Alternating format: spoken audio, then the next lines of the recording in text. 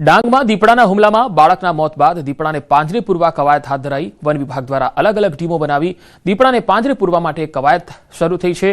Bardipada range વિસ્તારમાં આવેલ મહાલના જંગલોમાં 5 પાંજરા મુકાયા છે। વન વિભાગ દ્વારા દીપડાને ટ્રેક કરતા ટ્રેપ કેમેરા પણ ગોઠવ્યા છે।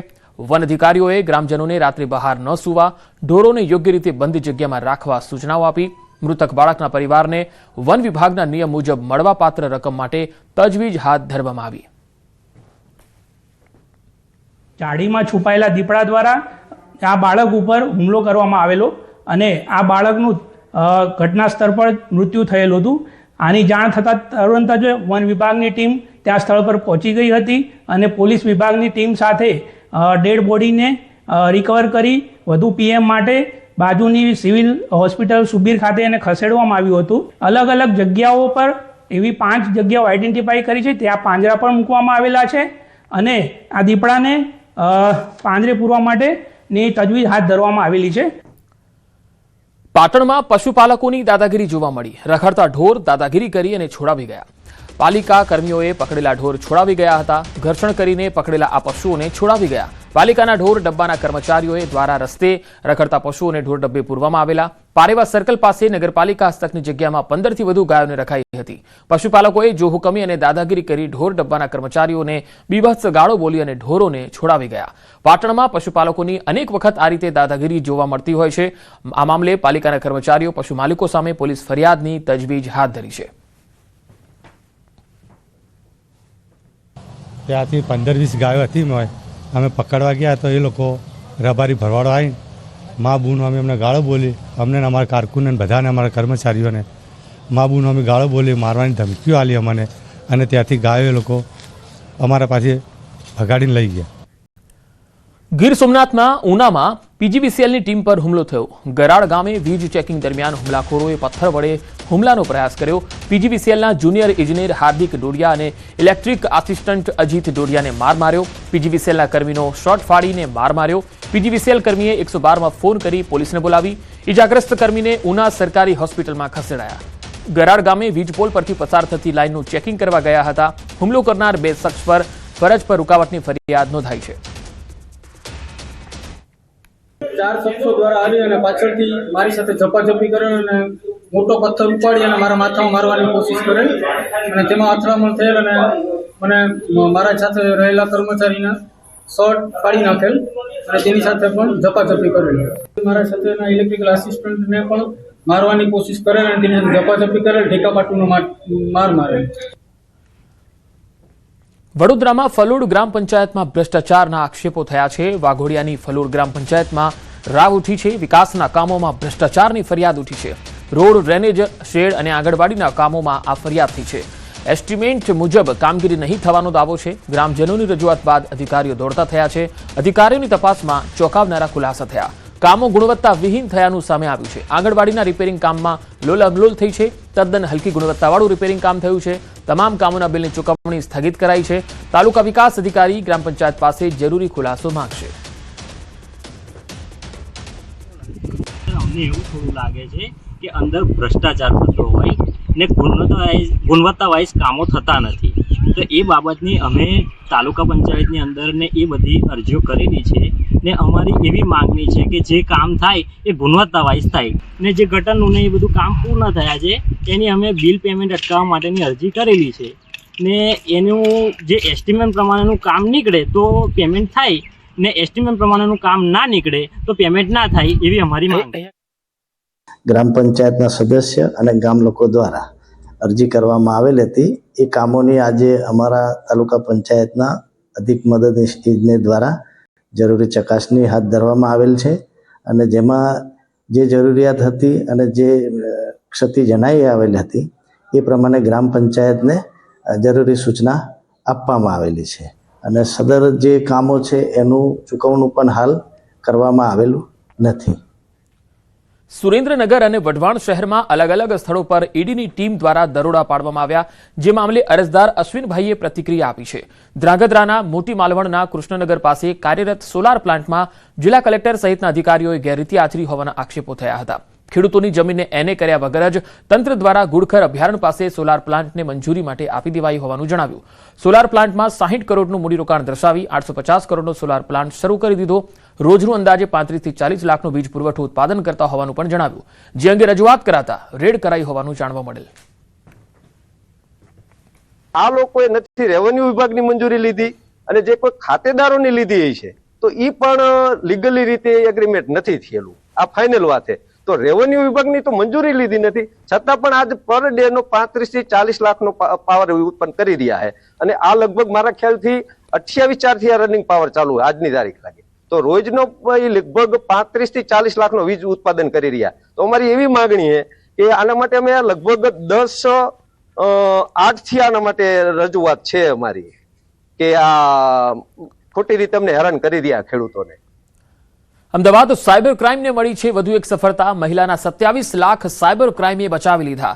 સાયબર માફિયાએ કર્યા હતા ડિજિટલ અરેસ્ટ. મહિલાને જમા રોકડ ઉપાડવા કર્યું હતું દબાણ. સાયબર પોલીસે લાખોની ઠગાઈ થતી અટકાવી દીધી.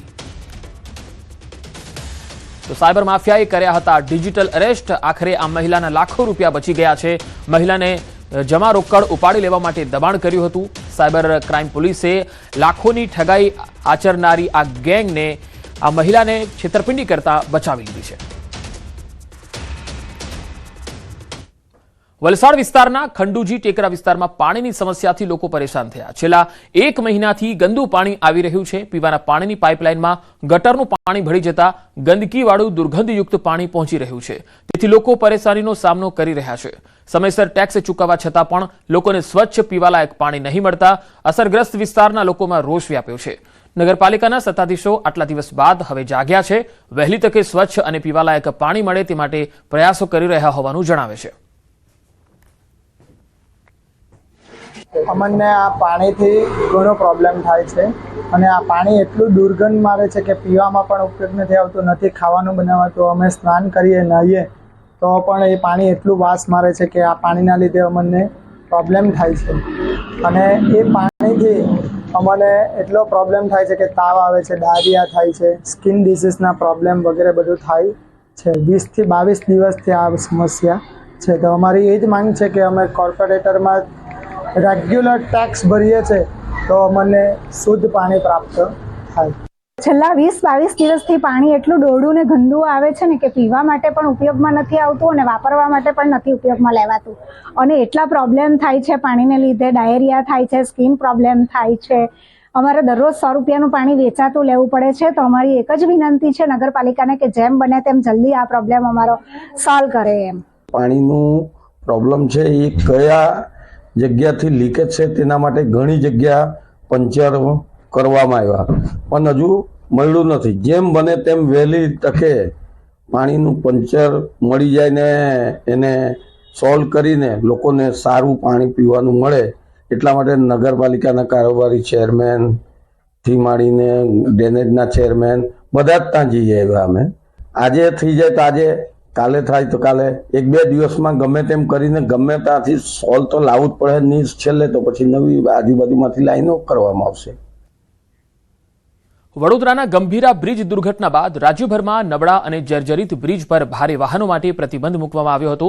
પરંતુ પોરબંદર જિલ્લાને દેવભૂમિ દ્વારકા અને જામનગર સાથે જોડતા મહત્વના રાણાવાવ, ભાણવડ, ખંભાળિયા હાઈવે પર છેલ્લા 6 મહિનાથી 3 બ્રિજ ભારે વાહનો માટે બંધ રહેતા લોકો મુશ્કેલીમાં મુકાયા. બિલેશ્વર, ભૂખરાનેસ અને વમોડ પરના બ્રિજને જર્જરિત ગણીને ભારે વાહનો પર પ્રતિબંધ મુકાયો. પરંતુ હજુ સુધી ન તો ડાયવર્ઝન બનાવાયું છે કે ન તો રિપેર કે નવા બ્રિજની કામગીરી શરૂ થઈ છે. પોરબંદર જામનગર સુધી જાય છે. આ 6 મહિનાથી આ રસ્તો બંધ છે. આ રસ્તો અહીંયા અમારે વિદ્યાર્થીઓની 5 પ્રાઇવેટ બસો અહીં છોકરાને લેવા માટે નિશાળના છોકરાને આવે છે. એ અહીંયાથી 1 કિલોમીટર ગામથી દૂર રહે છે. સવારે સાંજે લેવા આવવા, સવારે મૂકવા આવવા, સાંજે છોકરાને લેવા આવવા. અહીં પછી અહીંયા મજૂર વર્ગ, પછી ગામના લોકોને એસટીમાં જવાનું એને પણ તકલીફ પડે છે જવા માટેની. કે અહીં ઘરેથી જવું હોય સવારે વહેલા નીકળે સાધન મળતું નથી. આજે 6 મહિનાથી એસટી બંધ છે. પોરબંદરથી જામનગર જતો રસ્તો કે જેમાં રાણાવાવથી હનુમાનગઢ થઈ ભાવનગર તરફ જતો રસ્તો છે તેના ઉપર પોરબંદર જિલ્લાના 2 બ્રિજ, બિલેશ્વરી બ્રિજ અને ભૂખરાનેસ બ્રિજ, અને એક બ્રિજ દ્વારકા જિલ્લામાં કે જે મોડ પર બ્રિજ કી. આ 3 બ્રિજ ઉપર આપણે ભારે વાહનો માટે પ્રતિબંધ મૂકેલો, કારણ કે એ બ્રિજની સ્ટ્રેન્થ તપાસતા ભારે વાહનો માટે જોખમકારક જણાયેલો. આજે પણ આ ત્રણેય બ્રિજવાળો ભાગ જોખમકારક હોવાથી ભારે વાહનો માટે બંધ છે. ટૂંકમાં આ ત્રણેય બ્રિજને સ્ટ્રેન્થન કરવાના કામ ટૂંક સમયમાં શરૂ થનાર છે. વાવથરાદ વિદ્યાર્થીનીનો ધૂણવાનો જે વિડીયો છે ત્યાં વાયરલ થયો છે અને શિક્ષકો દ્વારા ધૂણાવતા હોવાનો જે વિડીયો વાયરલ થયો છે. દિયોદર તાલુકાની શાળાનો વિદ્યાર્થી હોવાની ચર્ચા છે. આ તસવીરો જુઓ. પ્રવાસ દરમિયાન ધૂણવા બેસાડ્યો વિદ્યાર્થીને. શાળામાંથી વિદ્યાર્થીઓને લઈ ગયા હતા પ્રવાસ અને એમાં એક વિદ્યાર્થીને અહીંયા ધૂણતો હોય એ પ્રકારનો આ વિડીયો છે. ધૂણવા બેસાડ્યો હતો આ વિદ્યાર્થીને. તો આ વાવથરાદના દિયોદરનો આ વિડીયો હોવાની વાત સામે આવી રહી છે. શાળામાંથી વિદ્યાર્થીઓને પ્રવાસ લઈ ગયા અને એ પ્રવાસ દરમિયાન એક વિદ્યાર્થીને ધૂણવા માટે કહેવામાં આવ્યું. આ વિદ્યાર્થી ધૂણે પણ છે. થઈ શું રહ્યું છે શિક્ષણ સંસ્થાઓમાં? આ બહુ જ મોટો અને ગંભીર પ્રશ્ન છે. નાતાલના મિની વેકેશનમાં દ્વારકા ખાતે માનવ મહેરામણ ઉમટી પડ્યું છે. ભગવાન દ્વારકાધીશના દર્શન કરી લોકો ધન્યતા અનુભવી રહ્યા છે. ખાસ તો દ્વારકાનો દરિયા કિનારો પણ સહેલાણીઓ માટે આકર્ષણનું કેન્દ્ર બન્યો છે. યાત્રાધામ દ્વારકામાં દ્વારકાધીશ જગત મંદિર સાથે બેટ દ્વારકા, નાગેશ્વર જ્યોતિર્લિંગ, શિવરાજપુર બીચ, ભડકેશ્વર મહાદેવ મંદિર જેવા સ્થળો પર ભારે ભીડ જામી છે. હાલ દ્વારકાધીશ જગત મંદિરમાં વહેલી સવારથી ભક્તોની લાંબી કતારો છે. ત્યારબાદ ગોમતી ઘાટ, ભડકેશ્વર મહાદેવ મંદિર, સનસેટ પોઈન્ટ સહિતના વિસ્તારોમાં પ્રવાસીઓની ભારે ભીડ છે. हम लोग विथ फैमिली आए हैं सर जी, और द्वारिकाधीश का जो दर्शन किए हैं, बहुत मजे का दर्शन हुआ है, तृप्ति हुआ है, संतुष्टि हुआ है. कोई भी मानी भीड़ बढ़ा के, इतनी भीड़ देख के हम लोग को लगा कि कैसे दर्शन होगा, लेकिन बहुत मस्ती से आनंद का दर्शन हुआ है. અને આજે ભડકેશ્વર ભગવાન મહાદેવના પણ દર્શન કરી અને મેં ધન્યતા અનુભવી. અને વેકેશનનો સમય હોય ત્યારે અવશ્ય આપણા પરિવાર સાથે સમય કાઢી અને દ્વારકાધીશ પધારવું જોઈએ. જય દ્વારકાધીશ. તો આજે અમે દ્વારકાધીશના દર્શન કરવા આવ્યા. દ્વારકાધીશના દર્શન થોડા સેકન્ડ માટે થયા, પણ એવું લાગ્યું કે અમે બહુ જ નજીકથી ભગવાનના દર્શન કર્યા, દિલથી દર્શન કર્યા. અને એટલી બધી અહીંયા ભીડ છે પણ અમને સુકૂનથી બહુ સરસ દર્શન થયા. ગાંધીનગરના કલોલ ગામેથી પ્રાચીન મૂર્તિઓ મળી આવી છે. શેરીસા ગામેથી કુવાના ખોદકામ દરમિયાન પ્રાચીન મૂર્તિઓ મળી. જૈન તીર્થાલયમાં ખોદકામ દરમિયાન પવિત્ર મૂર્તિઓ મળી આવી હતી. ગાંધીનગરના કલોલના શેરીસા ગામેથી આ પ્રાચીન મૂર્તિઓ મળી છે, જેથી લોકોમાં પણ કુતૂહલ જોવા મળ્યું હતું. જૈન તીર્થાલયમાં ખોદકામ કરવામાં આવ્યું હતું ત્યારે આ પ્રાચીન મૂર્તિઓ તેમાંથી મળી હતી. સુરત ઇન્ટરનેશનલ એરપોર્ટ પરથી ફરીથી ઝડપાયો હાઇડ્રોપોનિક ગાંજો. બેંકોકથી આવેલ એર ઇન્ડિયા એક્સપ્રેસ ફ્લાઇટમાં ગાંજા સાથે એક મહિલા પકડાઈ. મહિલા મુસાફર પાસેથી 1 કરોડથી વધુનો ગાંજો જપ્ત કરાયો છે. 3 કિલોથી વધુ હાઇડ્રોપોનિક ગાંજો જપ્ત કર્યો છે. કસ્ટમ ટીમે સામાનની તપાસ કરતા ગાંજો મળી આવ્યો. મહિલા મુસાફર એરપોર્ટ પર જ કસ્ટમની કસ્ટડીમાં છે અને સુરતમાં હાઇડ્રોપોનિક ગાંજાની માંગ વધવાથી સપ્લાયર સક્રિય થઈ ગયા છે.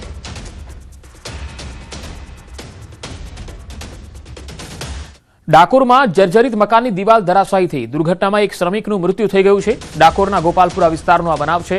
તારાબાઈના બાગ વિસ્તારમાં જર્જરિત મકાન ઉતારવાનું કામ ચાલતું હતું અને એ દરમિયાન આ દિવાલ ધરાશાયી થઈ. ધરાશાયી થયેલી દિવાલના કાટમાળ નીચે દટાઈ જવાથી એકનું મૃત્યુ થયું છે. હજુ પણ ગોપાલપુરા વિસ્તારમાં અનેક મકાનો જર્જરિત હાલતમાં છે. તો આ જર્જરિત મકાનની દિવાલ ધરાશાયી થઈ ગઈ છે. આવા ઘણા મકાનો આ વિસ્તારમાં આવેલા છે જે ગમે ત્યારે પડી શકે છે. આ દુર્ઘટનામાં એક શ્રમિકનું મૃત્યુ થયું છે. ત્યારે અહીંના જે સ્થાનિક લોકો છે તેમણે જાગૃતિ કેળવવી જોઈએ, કારણ કે આટલા બધા જર્જરિત અને જૂના મકાનો હોય અને ગમે ત્યારે પડી શકે એવી સ્થિતિમાં હોય તો આવા મકાનોનું મરામત કરાવવું જોઈએ અથવા તો નવેસરથી બાંધકામ થવું જોઈએ. અરવલ્લી જિલ્લાના મેઘરજમાં દુકાનની દિવાલ ધરાશાયી થઈ ગઈ. અહીંયા બસ સ્ટેન્ડ નજીક બજાર વિસ્તારનો આ બનાવ છે, જ્યાં દિવાલ ધરાશાયી થવાથી એક મહિલા ઈજાગ્રસ્ત થઈ હતી, જેને સારવાર માટે હોસ્પિટલમાં લઈ જવામાં આવી હતી. તો મેઘરજમાં એક દુકાનની દિવાલ, જે બસ સ્ટેન્ડની નજીક આ દુકાન આવેલી છે, ત્યાં અચાનક એ દિવાલ ધરાશાયી થવાના કારણે એક મહિલા ત્યાંથી પસાર થઈ રહી હતી ત્યારે તે ઈજાગ્રસ્ત બની. સુરત શહેરમાંથી અત્યંત કરુણ અને ચોંકાવનારી ઘટના બની, જ્યાં ભટારના સુમન અમૃત આવાસ ખાતે 14મા માળેથી માતાએ પુત્ર સાથે નીચે છલાંગ લગાવતા સમગ્ર વિસ્તારમાં શોકનો માહોલ છવાઈ ગયો. આ ઘટનામાં 5 વર્ષના નિર્દોષ બાળકનું ઘટના સ્થળે જ મૃત્યુ થયું, જ્યારે માતા ગંભીર રીતે ઈજાગ્રસ્ત હાલતમાં સારવાર હેઠળ છે. ભારે ઊંચાઈ પરથી પડતા બાળકને ગંભીર ઇજાઓ પહોંચી અને તેણે ઘટના સ્થળે જ દમ તોડ્યો, જ્યારે મહિલા ગંભીર રીતે ઘાયલ થતા તાત્કાલિક 108 એમ્બ્યુલન્સ દ્વારા સુરત સિવિલ હોસ્પિટલમાં લઈ જવાઈ, જ્યાં તેની હાલત નાજુક બતાવાઈ રહી છે. માતા પુત્રની ઓળખ જે છે એ હજુ રહસ્યમયી આ ઘટનામાં સૌથી મોટું રહસ્ય એ છે કે માતા અને પુત્રની ઓળખ થઈ શકી નથી. પોલીસ તપાસમાં ખુલ્યું છે કે મહિલા અને બાળક અન્ય વિસ્તારમાંથી સુમન આવાસમાં આવેલા, પરંતુ તેઓ ત્યાં કોના ઘરે આવ્યા હતા અથવા તો તેમનો હેતુ શું હતો આ સ્પષ્ટતા થઈ શકી નથી. મહિલા છે જેનો અત્યારે આઈડેન્ટિફાઈ થઈ શકી નથી. તે પોતે પોતાના બાળક સાથે 5 વર્ષના બાળક સાથે સુમન આવાસના 14મા માળેથી જમ્પ કરી દીધેલું જણાઈ મળ્યું છે. આ બનાવમાં જગ્યા ઉપર જ બાળકનું ડેથ થયું છે. જે મહિલા છે એની કન્ડિશન ક્રિટિકલ કન્ડિશનમાં હોય. હાલ સિવિલ ખાતેને સારવાર માટે લાવવામાં આવેલી છે. મહેસાણામાં લીબિયાની અંદર જે અફ્યુત પરિવાર છે એ હેમખેમ પરત ફર્યો છે. અપહરણકર્તાઓને ખંડણી આપીને છુટકારો થયો છે. યુરોપ જવા નીકળેલા આ પરિવારનું અપહરણ થઈ ગયું હતું. દંપતી અને 3 વર્ષની બાળકીને બંધક બનાવવામાં આવ્યા હતા. અપહરણકારોએ 2 કરોડની ખંડણી માંગી હતી. ઓનલાઈન રકમ ચૂકવતા પરિવારનો છુટકારો થયો. એજન્ટો સામે હવે ફરિયાદ નોંધવામાં આવશે. મહેસાણાનો એક પરિવાર કે જે લીબિયામાં ફસાયો હતો તેનું અપહરણ કરવામાં આવ્યું હતું. આખરે આ જે પરિવાર છે હેમખેમ પરત આવે છે. આપણા સાથે પરિવારના સભ્ય છે, તેમના સાથે વાત કરીશું. શું કહેશો, શું નામ છે અને ક્યારે તમે દુબઈ જવા નીકળ્યા હતા, લીબિયા જવા નીકળ્યા હતા, કઈ રીતે તમારું અપહરણ થયું હતું? મારું નામ ચાવડા કિસ્મતસિંહ ભરતસિંહ. અમે અમદાવાદથી દુબઈ 29 તારીખ સવાર 5 વાગે નીકળ્યા હતા. 2 દિવસ દુબઈ રોકાયા હતા. દુબઈથી અમને 1 તારીખે સાંજે લીબિયા ગયા. લીબિયામાં એમ કીધું 4 કલાક હોલ્ડ ફ્લાઇટ તમારે આગળ. પછી એમને પછી મેં ફોન કરે, હર્ષિદને કોલ કરે. હર્ષિદે કીધું કે તમે મારો માણસ આવે છે, તમે એમના જોડે જાઓ, એ કે એમ કરો અને હોટલમાં જઈને રોકો. પણ અમને હોટલમાં નહોતા લઈ ગયા, હોટલની જગ્યાએ મકાનમાં લઈ ગયા હતા. ધમકી આપતા હતા કે ઘર તમારી ફેમિલી જોડે વાત કરો ને આ રીતે પૈસાનું કરાવો ને તમને અહીંયાથી જવા નહીં દેવામાં. શું કહેશો, તમારો મોટો રોલ છે તેમને પરત લાવવામાં. તમારા પર ક્યારે ફોન આવે ને તમને ક્યારે અપહરણ થયું? ફોન તો મારા ઉપર નતો આવ્યો, ભાઈના કિસ્મતસિંહના કાકા ઉપર આવ્યો હતો. પછી એમને મને વાત કરવાલી, પછી ધીમે રહીને ફોન મારા ઉપર આપવા મળે કે અમે બાર્ગેનિંગ કરીને એના પૈસા આપીને છોડાયો. ભાઈ શરૂઆત તો એમને 2 કરોડથી કરી અને શરૂઆતથી અમે ના પાડી કે ભાઈ આટલા પૈસા તો ના હોય, અમે પૈસા આપીશું એવું ના નથી, પણ થોડુંક બાર્ગેનિંગ કરીને અમે 80-85 લાખ જેવા આપ્યા એમને. આગળ તો હવે પોલીસ કમ્પ્લેન કરવી છે હર્ષિત વિરુદ્ધ, જે અમારા 85 લાખ અગાઉના 30 લાખ એ સરકાર પાછા આપવામાં મદદ કરે. ચોક્કસથી આ જે પરિવાર છે હેમખેમ પરત આવે છે, પરંતુ જે પરિવાર હોય છે તે પોતાના જે પૈસા ખર્ચ થયો છે તેમાં જે પરિવારને હેરાન કરવામાં આવે છે તેના બદલે જે એજન્ટ હોય છે તેના સામે જે કાર્યવાહી હોય છે તે કરવાની વાત કરી રહ્યો છે. કેતન પટેલ, ન્યૂઝ 18 ગુજરાતી, મહેસાણા. વડોદરામાં રક્ષિત ચોરસિયા હિટ એન્ડ રન મામલો. આરોપી રક્ષિતને 9 મહિના બાદ જામીન મળ્યા છે. આરોપીને જામીન મળતા પીડિત પરિવારોમાં રોષ જોવા મળ્યો. અકસ્માતમાં ભોગ બનેલા પીડિત પરિવારોમાં અસંતોષ છે. પટેલ અને કેવલાની પરિવારનું નિવેદન, કોર્ટે જામીન આપ્યા તે વાત ખોટી છે. આવી રીતે સમાજમાં ખોટા સંદેશ જશે. આરોપી રક્ષિતને કડક સજા થવી જોઈએ. રક્ષિત ચોરસિયા નશાનો બંધાણી છે અને ફરી અકસ્માત કરી શકે. અમે તો એવું ઈચ્છીએ કે જે કાયદા કાનૂન પ્રમાણે જે મેક્સિમમ સજા થતી હોય એ થવી જોઈએ. હવે એને જે બેલ મળ્યો છે એ બી અમને તો યોગ્ય નથી લાગતું, કેમ કે જો બેલ મળે તો પછી આવી રીતના કોઈ બી કોઈને અથાડી દે અને ગમે તે કરે અને પછી ફર્યા કરે તો કાયદાનો તો કશું કોઈને ડર જ નથી રહેતો. ચકચારી રક્ષિત ચોરસિયા હિટ એન્ડ રન કેસના જે ભોગ બનનારા લોકો છે તેઓ હજી માંડ ચાલી પણ નથી શકતા વ્યવસ્થિત, અને એ પહેલાં જ રક્ષિત ચોરસિયાને જામીન મળી ગયા છે. ત્યારે જે ભોગ બનનાર પરિવારના સભ્યો છે તે આપણી સાથે છે, તેમની સાથે વાત કરીશું. સર, તમે શું કહેશો? હજી 1 વર્ષ પણ પૂરું થયું નથી ઘટનાને, અને એ ભોગ બનનાર લોકો માટે એક સદમો કહી શકાય મોટો. આ ઘટનાને એક સામાન્ય એક્સિડન્ટ કન્સિડર કર્યું છે એવું લાગે છે, જે સામાન્ય નથી. એક માણસ પોતાના મોજ શોખમાં હાઈ થઈને હાઈવે સ્પીડ કરતાં બી વધારે સ્પીડ પર ગાડી સિટીની અંદર હંકારે છે અને એક અકસ્માત સર્જે છે, તો એ સામાન્ય અકસ્માત ના ગણાય. આવા કેસમાં જો જામીન મળી જતા હોય તો નવો યુવા એવો જ વિચારશે કે ભાઈ જામીન તો મળ્યા છે, રક્ષિતને મળશે તો અમને બી મળશે, જલસા કરો. સાંભળ્યું હતું કે એ ડ્રગ એડિક્ટ છે અને એનો કંઈક કારનો શોખ જ છે સ્પીડમાં ચલાવવાનો, ડ્રિફ્ટિંગ કરે છે એવું સાંભળ્યું છે. તો આ માણસ પાછું એવું કરશે એવી સંભાવનાઓ ઘણી વધારે છે. સરકારી શ્રી વકીલશ્રીને કહીશ કે થતું હોય તો એમનું આ જામીન રદ કરાવે અને ટ્રાયલને ફાસ્ટ લઈને ન્યાય અપાવે. બિલકુલથી તો ભોગ બનનાર તમામ જે ઘરના સભ્યો છે, વડીલો છે, તેઓ ન્યાય માટે ગુહાર લગાવી રહ્યા છે. હાર્દિક દીક્ષિત, ન્યૂઝ 18 ગુજરાતી, વડોદરા. ભરૂચમાં સ્વચ્છતા જાળવવા સાથે સિંગલ યુઝ પ્લાસ્ટિકના ઉપયોગ સામે પાલિકા એક્શનમાં આવી છે, જે અંતર્ગત શહેરના એપીએમસી માર્કેટ નજીક આવેલ ભરૂચ પ્લાસ્ટિક નામની દુકાનમાં પાલિકાની ટીમે અચાનક ચેકિંગ કર્યું. આ ચેકિંગ દરમિયાન દુકાનમાંથી પ્રતિબંધિત પ્લાસ્ટિક બેગનો મોટો જથ્થો મળ્યો. તપાસ દરમિયાન અંદાજે 250 કિલોગ્રામ જેટલો પ્રતિબંધિત પ્લાસ્ટિક બેગનો જથ્થો મળી આવ્યો. પાલિકાની ટીમે નિયમોનું ઉલ્લંઘન કરતા આ તમામ પ્લાસ્ટિક બેગ તાત્કાલિક જપ્ત કર્યા છે. સાથે જ દુકાનદાર સામે કાયદાકીય દંડનીય કાર્યવાહી પણ કરવામાં આવી. અને લોકો ડોર ટુ ડોરમાં જ કચરો આપે એ માટે લોક જાગૃતિ પણ કરી રહ્યા છીએ. જે લોકો ગંદકી કરે છે એમની સામે અમે દંડનીય કાર્યવાહી પણ કરી રહ્યા છીએ. નગરપાલિકા દ્વારા જુદી જુદી ટીમો ગોઠવી અને જે પ્રતિબંધિત પ્લાસ્ટિક જેના કારણે મોટા પ્રમાણમાં ગંદકી દેખાય છે એ પ્લાસ્ટિકના જબલા બંધ કરવા માટેની મુહિમ હાથ ઉપર લીધેલ છે. જેમાં નગરપાલિકાએ જુદી જુદી ટીમો બનાવી અને આ વપરાશ કરતા અને વેચાણ કરતા વેપારીઓ ઉપર ચકાસણી હાથ ધરેલ છે. પણ 41,500ની આસપાસ દંડકીય કાર્યવાહી પણ કરેલ છે. સુરતમાં લાંચિયા અધિકારીઓ પર એસીબીએ તવાઈ બોલાવી. 2 અલગ અલગ કેસમાં આરોપીઓની ધરપકડ થઈ છે. આ તસવીરો જુઓ. મનપાનો in charge deputy chief fire officer લાંચ લેતા પકડાયો છે. ડિવિઝનલ ફાયર ઓફિસર અને in charge deputy chief fire officer Ishwar Patel લાંચ લેતા પકડાયા છે. 1 લાખ રૂપિયાની લાંચ લેતા રંગે હાથે પકડાયા છે આ ભાઈ. ફરિયાદીને હોટલ ફાયર સેફટીની એનઓસી લેવાની હતી અને આ એનઓસી માટે ઈશ્વર પટેલે 1 લાખની માંગણી કરી લીધી. ફરિયાદી લાંચ આપવા માંગતા ન હતા એટલે એસીબીનો સંપર્ક કર્યો, જેના આધારે લાંચનું છટકું ગોઠવવામાં આવ્યું હતું. આ કામના ફરિયાદીએ હોટલની એનઓસી મેળવવા માટે અરજી કરેલી. જે એનઓસી મેળવવાની કાર્યવાહી કરવાના આવેજ પેટે આ ઈશ્વરભાઈ પટેલના હોય 1 લાખ રૂપિયાની માગણી કરેલી. જે આધારે એ રેડ હેન્ડ પકડાયેલા છે અને તેઓ વિરુદ્ધ કાયદેસર કાર્યવાહી હાથ ધરી ગુનો રજીસ્ટર કરવામાં આવેલ છે. અમારા ઇન્વેસ્ટિગેશનમાં જે પુરાવાઓ મળશે એ આધારે બીજી કાર્યવાહી પણ કરીશું. નાયબ મામલતદાર કચેરીનો લાંચિયો ઓફિસર ઝડપાયો. ઉધના નાયબ મામલતદાર કચેરીનો સર્કલ ઓફિસર કૃષ્ણકુમાર ડાભીની ધરપકડ થઈ. ₹10,000ની લાંચ લેતા રંગે હાથે પકડાયો છે. ફરિયાદીના અસીલ પાસે લાંચ માંગી હતી. અસીલના પ્લોટવાળી જમીનમાં અગાઉના માલિકના નામોની કાચી નોંધ પ્રમાણિત કરવા અરજી કરી હતી, જે કાર્યવાહી કરવાના અવેજ પેટે લાંચ માંગી. અઠવાલાઇન સ્થિત કચેરીમાં જ લાંચ લેતા રંગે હાથે ઝડપી લેવાયો. લાંચિયા અધિકારીના ઘરે પણ સર્ચ કરવામાં આવશે. કાચી નોંધ પ્રમાણિત કરવાની અરજી કરેલી.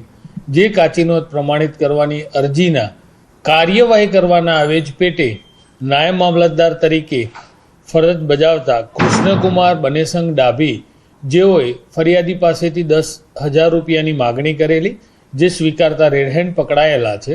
જેઓ વિરુદ્ધ કાયદેસર કાર્યવાહી હાથ ધરી ગુનો રજીસ્ટર કરવામાં આવેલો છે. વલસાડમાં જોખમી સ્ટંટનો વિડીયો વાયરલ થયો છે. મોપેડ પર 4 યુવકોનો જોખમી સ્ટંટનો આ વિડીયો છે. આ તસવીરો જુઓ. મોપેડ બહાર લટકીને જોખમી સ્ટંટ કરી રહ્યા છે આ યુવાનો. સોશિયલ મીડિયામાં આ વિડીયો વાયરલ થઈ રહ્યો છે. પોલીસે આ વિડીયોના આધારે તપાસ પણ શરૂ કરી દીધી છે. મોપેડની બહાર લટકીને જુઓ તમે કે કેવા સ્ટંટ કરી રહ્યા છે આ યુવાનો. ના તો એમને પોતાના જીવની પરવા છે, ના સામેવાળા કોઈ વાહન ચાલક અથવા તો કોઈ રાહદારીના જીવની પરવા છે.